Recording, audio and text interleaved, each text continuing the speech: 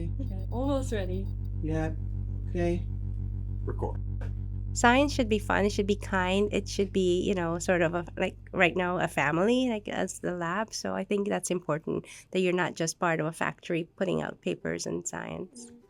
Okay, all together? All together. Okay, but we have to say it slowly so it's in sync. Hi everyone, we're Hannah, Leora, And Jacob. and this is Beyond the Lab.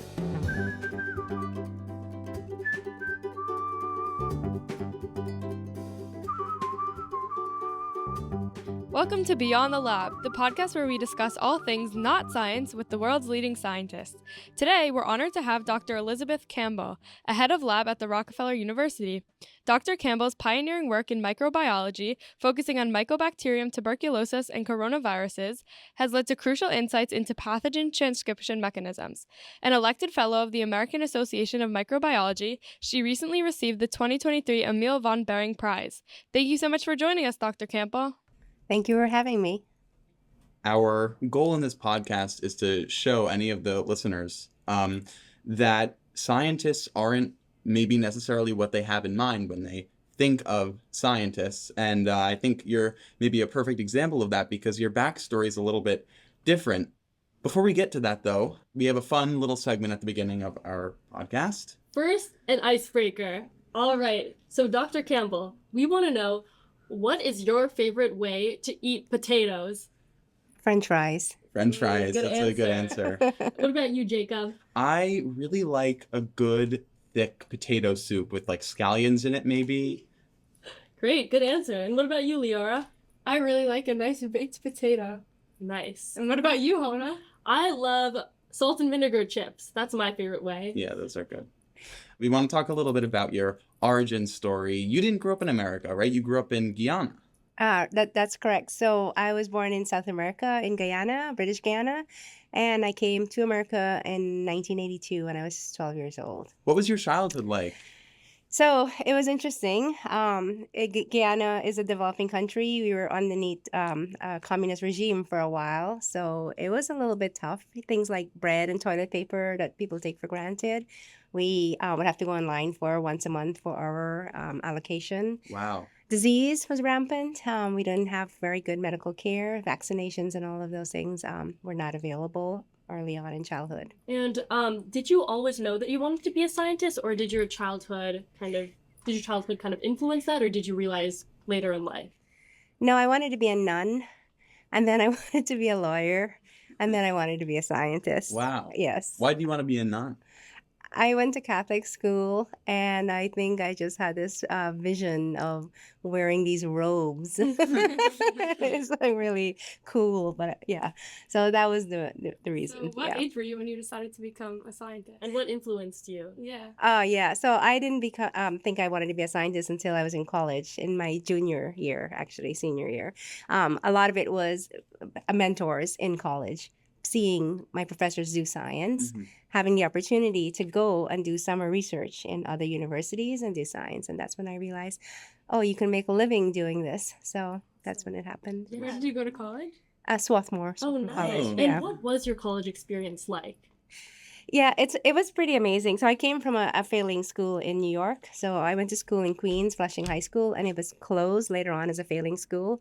So I think I was the only Flushing person to go to Swarthmore. So I wasn't as prepared as, some of the, like my kids go to private schools now, and I know how well prepared they are, and I was definitely nowhere near that.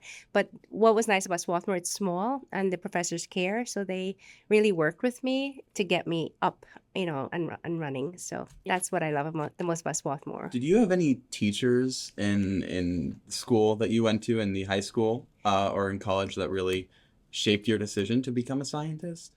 I just always really loved science, but I think the teacher that shaped me the most was my professor and my English teacher in literature. So I took AP English and Shakespeare literature, and he was amazing. He was also he was gay, and I think it was hard for him at that time. So he and I just had a really great relationship as a student and teacher, talking about things that are tough and things that how you should be yourself and be your true self. And I think he was probably more inspiring in terms of following dreams. That's Wow. amazing. Yeah. And can you tell us a little bit about how and when you got to Rockefeller? Yeah, so I came to Rockefeller in 1992 for my PhD. I knew I wanted to come to a place where DNA was discovered as a genetic material, and I wanted to work with people who were part of that. So I came here, and then I stayed, and I did my postdoc here as well. Just going back to college for a second, what other activities did you do in college? Oh wow, I was kind of boring in college. As I mentioned, I am Caribbean. There are not a lot of Caribbeans at Swarthmore, so my roommate was African American, so I spent a lot of time in the Black Cultural Center, and so I did a lot of activities with them, like the parties, the cultural, and then I did tutoring. So next to Swarthmore is a neighborhood that's very underserved, Chester. And so we would go into the Chester neighborhood. There was a church, and the kids can come there, and we would do tutoring. And then I was mostly a lab rat, working in the lab. Yeah. And you had a slightly non-traditional path to becoming a PI over here. Do you want to tell us a little bit about that? Yeah, so I came to New York actually with my husband. He came as a professor, I came as a student. I came 1 year before him, but we had met before at Stanford, at one of the places where I did summer research. So we knew we wanted to be in the same place. And he was actually a big part of why I ended up in grad school, because he was doing science as well too. So I came here. My path was that I did my postdoc there. I didn't think I wanted to run a lab. For many reasons, I actually don't know the exact reason, but one of it was I had kids at the end of my PhD. The second was I had a sister who was very sick. She passed away from COVID, so I needed to be in New York and spend a lot of time with her. And then the third was I maybe subconsciously, I've never seen another Caribbean scientist as well, but I don't know how much of that is actually a part of it. But I didn't think I wanted to run a lab. And then one day I woke up and I said, I do want to run a lab. And so I just decided to go for it. Wow. And Yes. and that was this year. Wow. Can So, you tell us a little about your kids? oh yeah, sure. So I have a 26-year-old daughter, Maya. She's training to be a clinical psychologist. Amazing. Yeah, and she was actually inspired by one of the forces here. I think she was the first female professor to be tenured at Rockefeller, Mary Jane Creek. She actually was one of the first people to propose using methadone for heroin treatment. Oh, wow. And so she actually inspired Maya a lot. And interestingly, I'm inheriting her space to start my lab. So I'm really Wow. excited about that. And Amba is actually now at Swarthmore too, training to be biochemistry, Mhm. a biochemistry cool. major. Yeah. Was it difficult for you balancing work and your kids when they were younger? I would say yes, because my husband was getting tenured. Right. Probably another reason I didn't pursue it right then and there. I will say that there was a woman in my life, Carol Gross, who is, she's 80 years old, and she was one first generation scientist, a woman. And she always used to look at me and be like, it'll happen one day. And she says, I waited until my kids were grown up before I did it. So, I think that's an important aspect for also this journey. One day waking up, me, yep, my kids are growing up, and I'm going to just do it. That's great. So can you tell us about any hobbies you have outside of the lab? I used to read a lot, and I used to really love to learn languages, but science kind of takes away from a lot of that when you're running a lab. So my outlet are exercise. So I teach spin, and I teach another class called Cardio Sculpt. And so I asked HR to buy the bikes, and they did, and I got certified and started teaching. I get to meet the postdocs, I get to meet the administration. So it's not just all my lab and just scientists. And it's really cool just to go listen to like Rihanna and Beyonce and stuff like that. And what I realize is I'm really old, because I need the students to tell me what the more current music is. Yeah. 'Cause I think most of our listeners know a little bit about what spin class is like, but can you tell us about what cardio sculpt is? I've never heard of that. All right. So, let me just tell you about spin first, because that's what I'm really excited about. Yeah. So the spin allows me to listen to my 80s and 90s music and force it on you millennials and Gen Z. So to make you appreciate the classics, but I also get to hear the new music. The cardio sculpt is more focused on sort of interval training. So we'll do a minute of cardio and then a minute of weights or push-ups or planks, something strength, and then a minute of cardio. Now, Dr. Campbell, can you tell us a little bit about your favorite ways to unwind or de-stress after a long week in the lab? Again, that's spin. But I do like eating out. Oh, Oh, So, nice. I What's your love- favorite cuisine? Oh, there's so many. Probably Thai.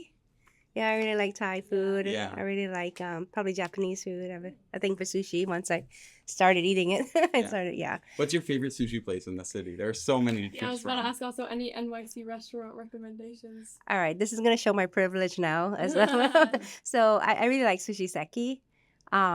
I've always wanted to go to Masa, but I'm not comfortable spending $600 on a meal. So, but yeah, but right now I think sushi seki has a good deal for amazing sushi, and it's close by. Mhm. Yeah. Favorite dessert? Anything chocolate, Ooh, like me dark too. chocolate molten cake, or anything dark chocolate. Mhm. This is a perfect segue into my favorite segment of this podcast, Dr. Campbell's favorite things. Now, Fiora, do you want to start? Yeah, so what's your favorite clothing store?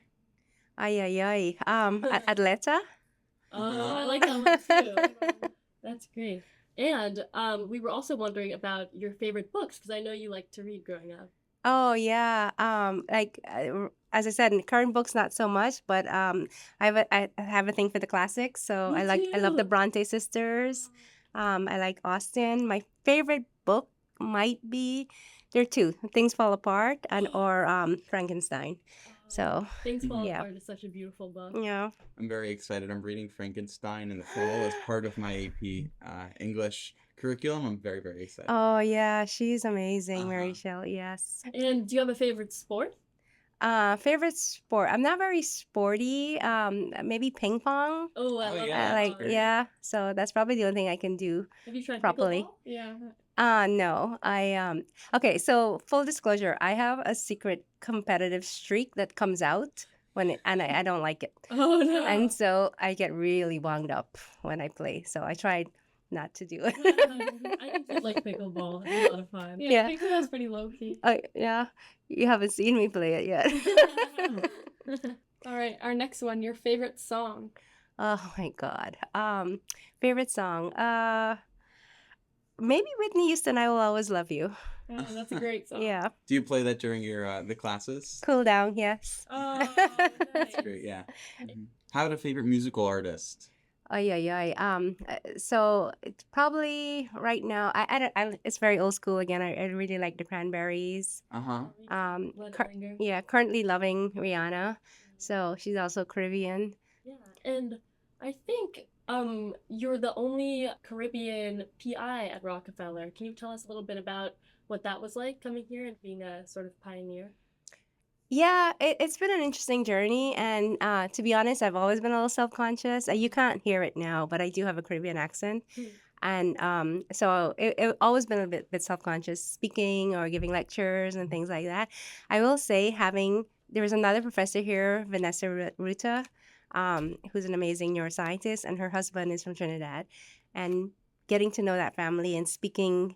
Caribbean, we call it a Trini or Guyanese in the elevator, really allowed me to get past that. Wow. So I think it's important, even if it's a spouse or a partner in the community. But yeah, and as I said, it's opened up kind of a door for other Caribbean young scientists to reach out and discuss things like that. Mhm. But now it's been fun. Now I embrace it. It's fun. Yeah. That's great. Would you say that you're friends with a lot of the other PIs or other scientists at Rockefeller? I've gotten to know a lot of them from the classes, the exercise classes. Believe it or not, we go out to dinner a lot. You have a lot of friends outside of the science world. I do. I have a lot of friends. Like probably again, they're probably partners of scientists who do other things as well, or parents of my kids' friends. Yeah, If you weren't a scientist, what job would you choose? literature. Uh-huh. I would teach literature. Yes, I love literature. Would you ever consider being a writer? I don't think I have the creativity to be a writer, to be honest. But I love reading and I love relating it to like world life Mhm. and yeah, You like the consumption, not so much the output. exactly. Uh-huh. Yes, I'm really good at analyzing it, not so good at putting it out. So, what advice would you give to high school or college students who are thinking about becoming a scientist? Oh my goodness. So I would say if you want to be a scientist, it is a lot of fun. It should be a lot of fun, but it's also a lot of it's grueling, and sometimes things don't work. So I would say make sure you're going into it for the right reasons. Have a passion.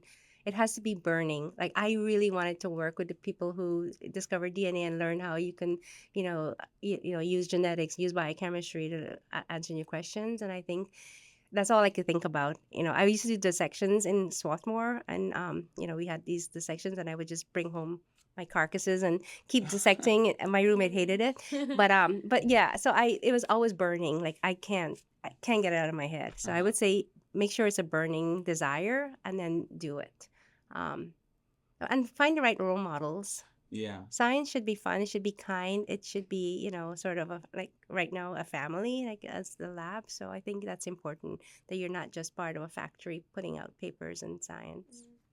So what to you is the best part of science? I think having an idea and then testing it, and yeah, whether you're right or wrong, just being able to investigate new concepts and new ideas. It's very much like a puzzle. So I like crosswords. Oh my And God. so, yeah. Yes. So it's like a logic, right? You're working things out. These clues are leading you here to the next one and all that. So I think science is very much like a nice puzzle, kind of Sherlockian adventure. Do you do the New York Times crossword? I used to do it. I'm not that great at it. I can get to Wednesday, Uh-huh. and then Thursday and Fridays. Yeah. You guys do crosswords? I love crosswords. I make crosswords. Yeah, and I actually last year interned for Will Shorts at Oh the New my York God. So Times. his crosswords are the best. Yeah, but I think, when we talk about crosswords, when we talk about science, I agree with you that they're so similar, and that there's really everything that anyone does because of this passion for discovery, passion for, filling in the blank spaces that there are out there. That's something that's so universal, and, it applies to science, it applies to crosswords, it applies to really every single field of work that people do. And I think it's something that people can think about when they want to relate themselves to people in other professions. Yeah. No, my daughter says that. She says, what I love about you, and my husband's also a scientist, is like you guys get up and you're ready. You're jumping out of door. You can't wait to think about it, get into the lab and address these questions. And yeah, so I think that's how that you will want to know that you are a scientist, because you have these burning curiosities and you just follow them, you drive them, you surround yourself with people who are inspiring, good role models, and find a question that interests you. I mean, is there any part of your life that we didn't touch on that you want to share? Yeah. I'd like to, if you don't mind me going on a little bit of a soapbox, is that I would just like to say that, what I would love for science to change, I'd like for science to become more real, more conversational like we're having here, but also sort of more inclusive for people everywhere, so that, you don't come from a specific background and feel like you're the only person of this background, whatever it is, whether it be, your gender identity or your racial or ethnic or socioeconomic background. You should feel comfortable. And I'm hoping to get away from that kind of formalized view of science and scientists. So that's going to be my goal in the next 10 years. Wow. I mean, that's kind of part of the goal of this podcast. That they're, Make science more accessible to Yeah, everyone. exactly. Anyone can be a scientist. Yeah. Yeah, it's not like scientists up here and everyone else down here. It's Right. everyone's at the same level and everyone can share. Exactly. No, exactly. Yeah. And also, I think your view here is that there's not a specific person that's a scientist, right? They're getting rid of that. I often go to jury duty, so not often, but I've been there. They ask me what I do, and I say a scientist, and they're like, "What? Really?" I'm like, "Yeah." They're like, that's so crazy. So I know. So hopefully that disappears. Mm-hmm. Yeah, I plan to use this to change it a little bit, or as much as I can. Well, thank you so much You're for welcome. joining Thank us you for joining today. us, Dr. Campbell. It was great meeting you today. Yeah, thank you guys. And thank you for listening. And we'll see you next time on Beyond the Lab. Thank you for listening. Okay, we got it. Thanks to our interviewee, Dr. Elizabeth Campbell, and thank you for listening. If you like what you heard, please share our podcast with family, friends, and anyone you know who loves science and stories of the people behind it. Beyond the Lab is a production of RockEDU Science Outreach at the Rockefeller University in New York City. It was produced and hosted by Hannah, Leora, and Jacob during their participation in the Summer Science Research Program. It was also produced by Emily Costa and Laura Pelliser with assistance from Lizzie Kresh. Our cover art was designed by Jeannie Garbarino, and our theme music is by Blue Dot Sessions. To learn more about Beyond the Lab or RockEDU, please visit www.rockefeller.edu/outreach. And thanks for listening. Maybe we'll join in on a fitness class. Oh, we would yeah. love that. Yeah. Seriously, you have my email. I expect to see you there. Good, That's a good. challenge. And we'll bring some music recs for you. Please do. Yes. Please do. Yes.